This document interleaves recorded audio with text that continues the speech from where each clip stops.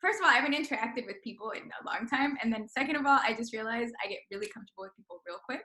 That's good. And so like, I'm like, this is not like me, like, it's me just being me and like being really open and warm. And I'm like, oh shit. Like, yeah. Cause I No, was, but yeah. yeah. Cause like last time we talked, I was like, mad cool. And I was like, oh, I've only met him once. Like only once. Like chill. Like, yeah, that is who you are. And it's funny, whenever I was talking to Sam and I was trying to describe you, and I was just like, she's just like this ball of positive energy. And it's just like, it's funny, right? But then you go on your Instagram stories or like your Instagram feed, and it's all about like, you're so vulnerable, which is like such an uncomfortable thing to do, Mhm. about so many things, right? About mental health, about like your place in like the work, your place in like corporate America, right? And now you're an entrepreneur, but then you also have videos of you just like salsa dancing by yourself in the mirror, right? But I think a way to describe you as well is just like you're so comfortable being your authentic self, right? But I think a lot of people have so much trouble doing that and building up the confidence to do that because of their own like lack of self-confidence, but also people who just criticize them in the past for various reasons. Maybe we'll start off there. Like, what does being authentically yourself mean to you? So I love that question, and just pointing out that was so smooth. That was such a smooth transition. I was like, damn, okay. But I was like gonna type it out. I'm like, no, I'm just gonna say it. Be my authentic self. So first of all, thank you for that. I think it's so interesting, and I'm starting just now to get used to like understanding how the world sees me and how I see myself, right? And so the way that I see myself, I'm like, oh, I'm just being me, and I never know if it's being quite received that way. Um, and I keep getting like, yes, like you're just being your authentic self, and you're just having so much fun, and you're just joy, and you're this energy, and it's so interesting when that's like actually in alignment, and you're like, oh wow, like I am like really just being myself, and then people are seeing me, and not only that, but receiving it in such like a positive way. And that I think is such a gift, because a lot of people spend a lot of time, especially influencers and people, just spend a lot of time trying to be somebody they're not. Like they spend so much time trying to craft this perfect image of themselves, and obviously there comes a lot of thought, right, that does go into being an influencer, and and starting your own business and being an entrepreneur and like having a voice and having a platform. There's a lot of thought you have to put into it. However, like a lot of people put a different tonality of who they actually are.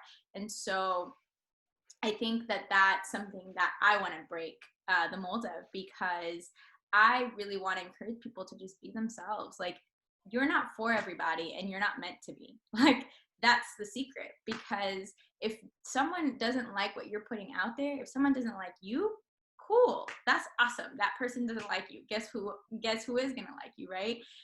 Somebody else. And that might be like their friend, or that might be somebody who's never met them, right? But if you try to just create what you think people want, then people are gonna like see that and then not fuck with it, right? And so, sorry, can you cuss? I'm like, oh man, I'm having a conversation. No, please curse. Yeah, fuck, shit, Like, crap. Yeah, all that. Go for yeah, it. but like seriously, they won't really. I don't think there's another way to say that. They don't fuck with it, and so by really putting yourself out there and really what you want to be, and who you want to like portray, right? And I say that because if you do that, if you really are thinking about, okay, like this is how I want to show up, and it's consistent with who you are, then that's the foundation of you becoming and building your brand from the very beginning. And it's going to take time, and not a lot of people are going to notice at first, and then all of a sudden a lot of people are going to notice. Like in the Latinos Who Brunch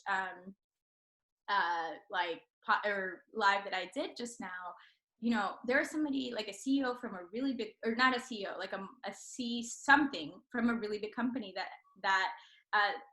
Ellie mentioned, that was on the call. I was like, holy shit, what? Like, how are you here? And why are you here seeing me? But that's the thing. Like, and Ellie was like, oh yeah, I told him about you, blah, blah, blah. And I'm like, wow. And I wasn't even asking for that. I never asked, I never said any of that, and then I never talked to you about doing this interview or anything like that, like people just will be noticing who you are and how you're showing up, and really want to give you opportunities to share your story. So I think that's like the most important thing. I'm sure it wasn't always like that for you though. I'm sure at some point you were I'm perfect.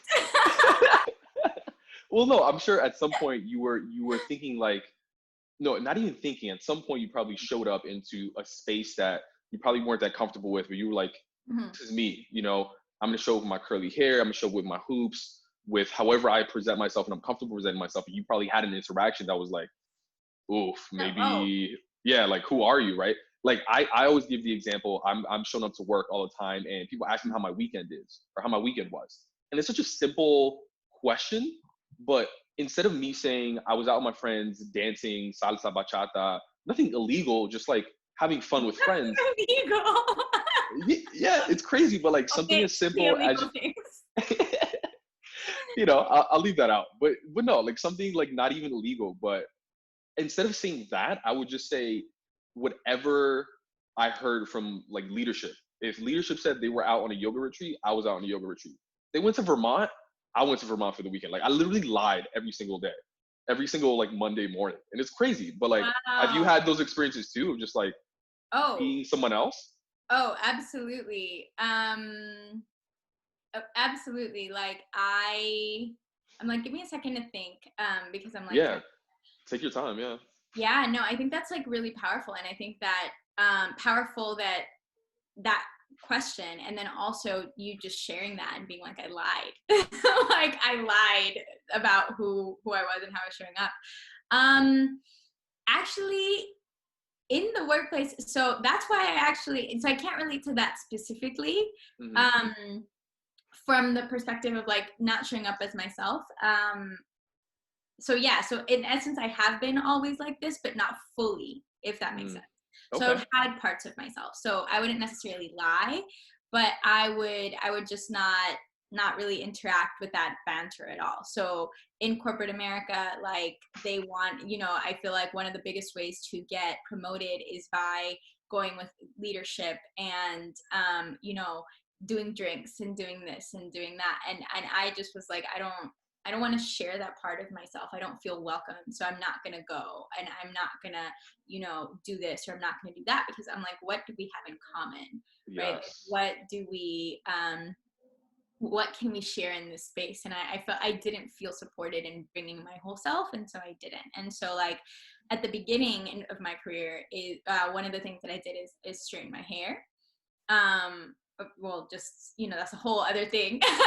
Being Afro Latina and wanting to be closer to like the European ideal of beauty and stuff, you straighten your hair a lot, right? And so when I first started working, I would straighten my hair for every single interview.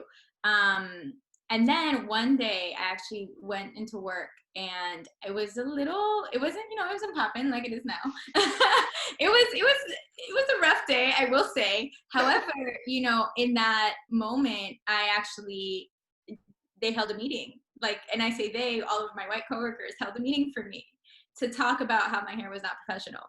And so, No. oh What do you mean yeah. they scheduled a meeting? They like sent a calendar invite and they were They like, literally scheduled the subject calendar. title hair. Well, not the title hair, but it's like professionalism. And I was like, oh, cool. Like, I got this. I'm super professional, right? Because that's what I thought I was showing up as. And then it turned into like a whodunit of sorts. And like everybody went around in a circle and was like, well, was it this? And was it this? And it come to me, I was like, oh, I'm good. Like, I don't know what. And everybody, it was like one of those moments where everybody's looking at you and you're like, what the hell is happening? And then it was like, Wow.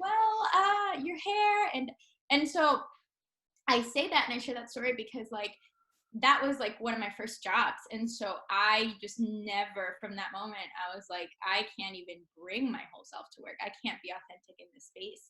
And it felt so stifling sometimes because I was just like, I don't know how to not be myself. I don't know how to not show up and like want to do this. And so it was really interesting because I was like, well, I'm going to take this job, but I know that like it will require me to make certain sacrifices and not share myself in certain ways. So it's not exactly like hiding who I was, but it was definitely making that negotiation with myself of being like, you're not going to be able to be you, baby girl. Like, are you cool with that? It's like, yeah, they're paying me how much? Okay, they're this brand. Okay. And I think that that's something that a lot of people have to navigate, is like, what trade-offs am I making when joining a company? What trade-offs am I making when I'm doing a certain project or I'm working with certain people? And I think that as long as you know what your trade-offs are and are clear about them and are like okay with those happening, then that's okay. The problem is when you don't know what you're giving up, and when you don't know that you're going to be forced into these situations, that's when it gets problematic, because then you have to force yourself to lie, and you have to, like, you know, come from a place of you know, how can I fit in, how can I better, like, just be here but not be me. And I think that's a conversation that really needs to be had. It's like, how can you, instead of getting yourself into that situation where you have to lie, it's like at the very beginning, before even starting a project, or, you know, going to a company, or even like with friendships and stuff, you know, like, ask yourself, like, do I feel like my full self? If I don't, am I cool giving up that part of myself that may or may not be able to show up in this space? And then make a decision from there. Yeah, I mean, first of all, that is such a sad story, and like we're laughing about it now to some extent because Mhm. it's been so long, but that makes me so sad, and it's an experience that resonates with me, and I'm sure a lot of people as well. I've heard similar stories, like not to the extent of people having a meeting, but I remember the times when instead of lying about a certain story, I would do something similar to you, where someone would ask me, and I'll just be like, "Oh, you know, chill with the family," and be like, "Period." And I wouldn't give any details or like anything. And then I had a conversation later with some of my white colleagues around like, "Why are you so closed off? Like, I thought you hated me." Mhm. And it creates this dynamic of, to your point, like one way that people advance at companies is really through building relationships, right? To a certain extent, like we all have the same skills and all these things. It's really about the relationships that you build with senior leaders, and by closing up ourselves off, it's very difficult to do that, right? And yeah, I had a conversation with some of my white colleagues, and they were like, "I thought you hated us," and I was just like, "No, like I just didn't want you all to judge me, you know, Mhm. or I feared that judgment." Um, but yeah, that's so unfortunate. So how did you get to a place where like you were there? Well, actually, I think a lot of times a lot of instances where we suppress our identity, or like an easy way to an easy place to call out is work, right? Because it's an area where we aren't surrounded always by people that look like us or maybe like have similar experiences, right? The diversity numbers are out there in public. Um, I think one area where people don't talk about as much is with family and friends, Mhm. right? Especially in the Latinx community, where there's such a wide spectrum of like skin tones and colors and hair types and like all these different things, right? Like, was it the same experience with friends and family, or did you feel more comfortable in that space? Mhm. Yeah. So to be honest, I'm like, wow, we're getting deep. Like, is this, is this like a therapy session?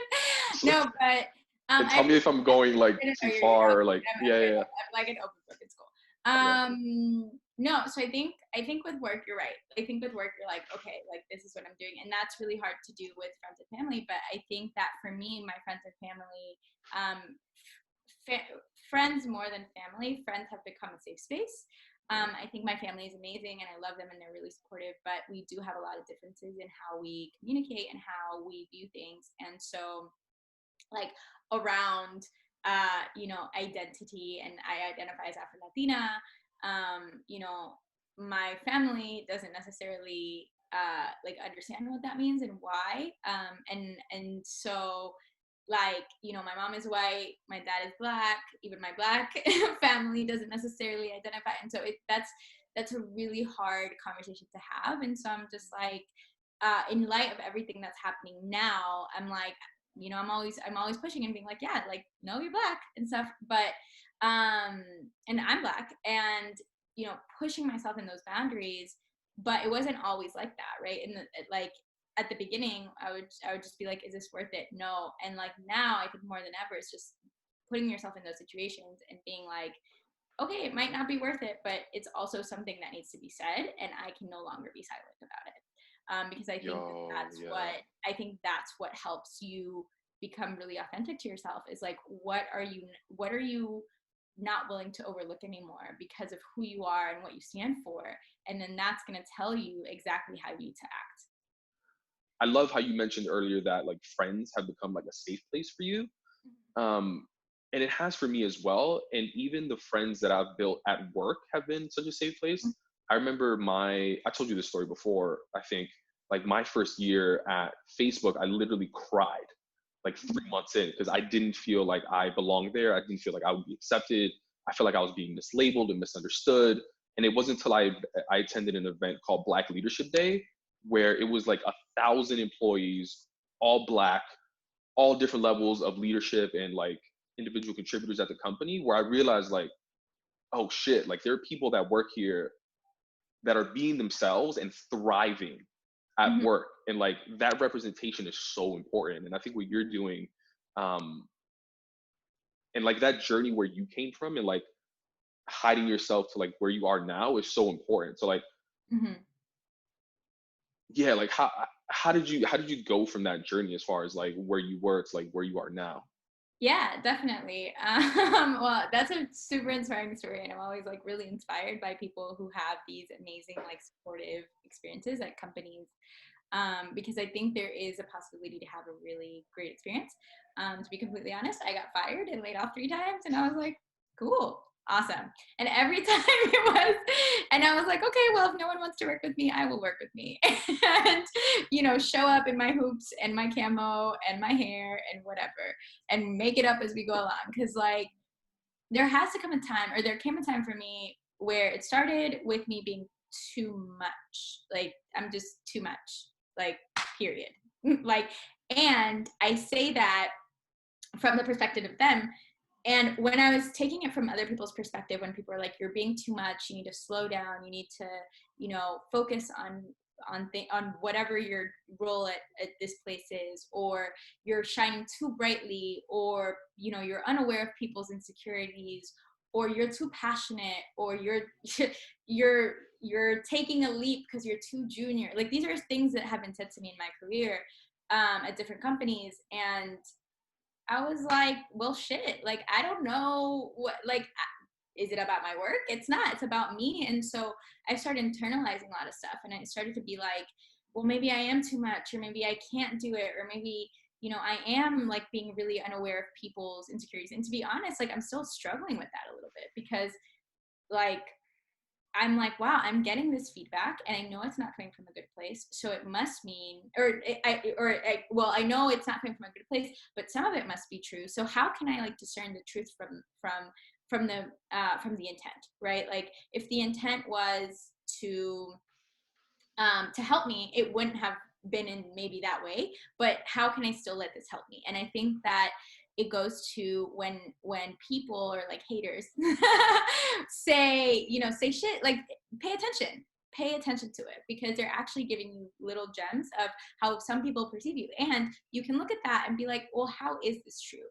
Or how is this not true? Or how is this inflated? Or how is this not? And then you can kind of start really being like, wow, okay, so when I do this, it might be perceived as X, Y, or Z way. That's cool. Which way do I want to be perceived? And how am I showing up so that like the different scenarios are happening, right? So it becomes a really like clear reflection exercise of like, for example, like the too junior statement, or, that you're too junior for this, that's shown up a couple of times. Why? Because I look like I'm 16 and I have this ball of energy, and I come in and I'm just really like just in your face. I'm sorry, you're 16. Like, No, I'm sorry. I mean, I do, like, black don't crack, but like, honestly, like, I look like I'm 16. Like, for the first time when I was 16, I looked like I was like 12.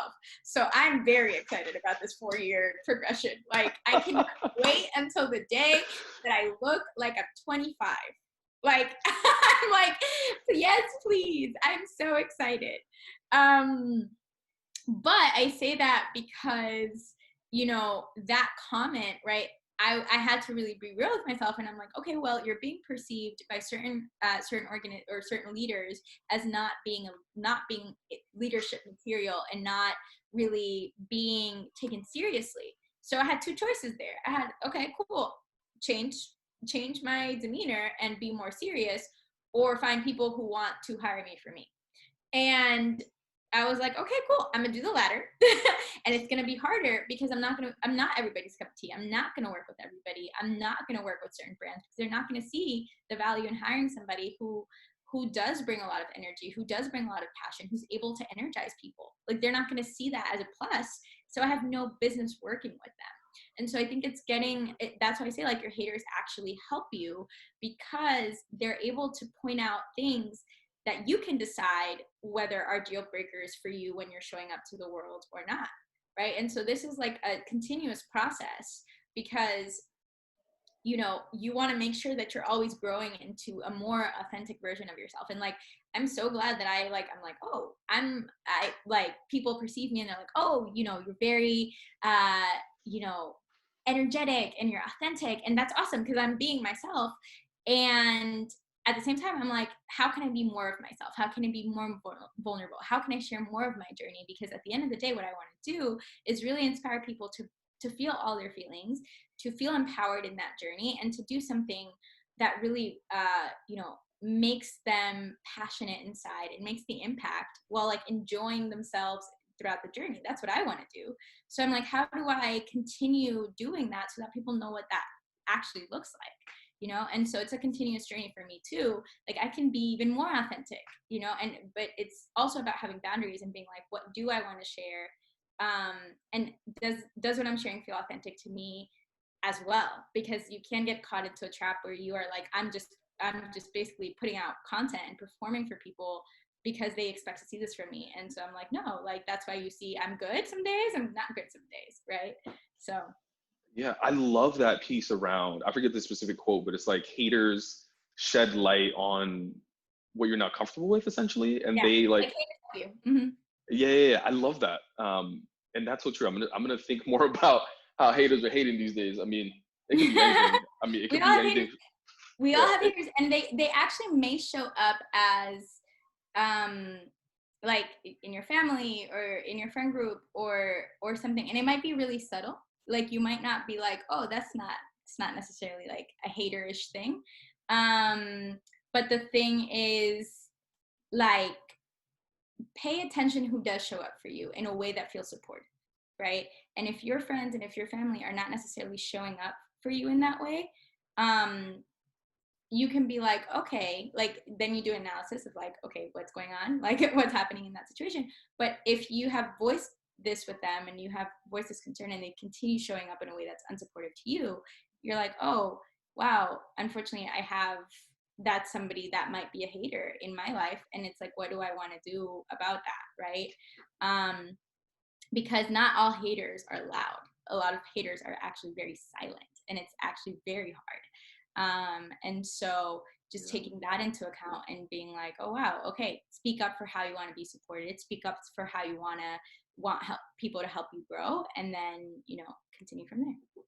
I love that. I agree 100%. Like a lot of the comments of discrimination, the hate isn't necessarily overtly just like out there in the open, and a lot of it is very subtle and even very hidden. I'm looking at the time too. I don't want to take up too much of your time, uh, so I'll leave you with this last question. Mm-hmm. Um, what what is something that really empowers you to be your most authentic self? It could be, well, I'll leave it at that. If you need more details, I'll share. Well, no, finish your question. I'm curious. Well, no, I was going to say for some people it could be, how they show up appearance based. For some people, it's really just the work that they do and empowering others.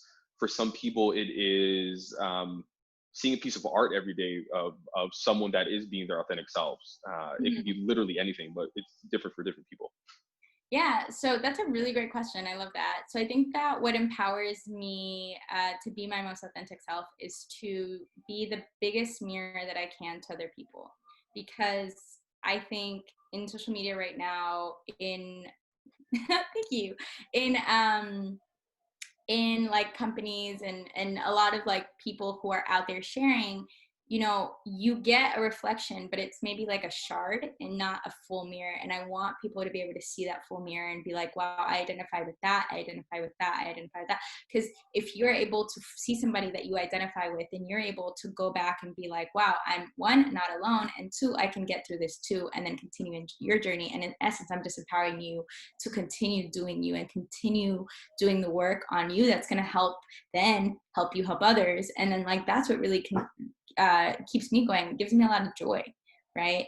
Because I'm just like, oh wow, I can really show up in this way and help people think about themselves. That's amazing. Yo, be someone's mirror. That's gonna be the name of this. That's so fire. I gotta put that on a t-shirt. Nice. I'm like, no, I had a conversation with a friend about this, and I want to just like elaborate on this a little bit more, but I know we're running out of time, but I just want to elaborate on this. So, you know, because mirrors really like show you, and that's where you grow. That's where you can really see yourself, right?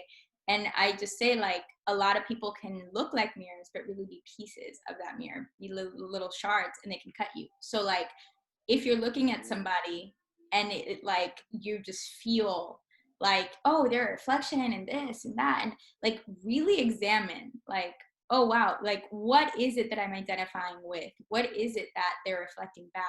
Because then you'll be able to see, oh no, they're a mirror and they're there to like help me and actually help me view myself fully, or they're only showing me one part of myself and allowing me to only focus on this one part and not on the whole picture or in the whole like vision.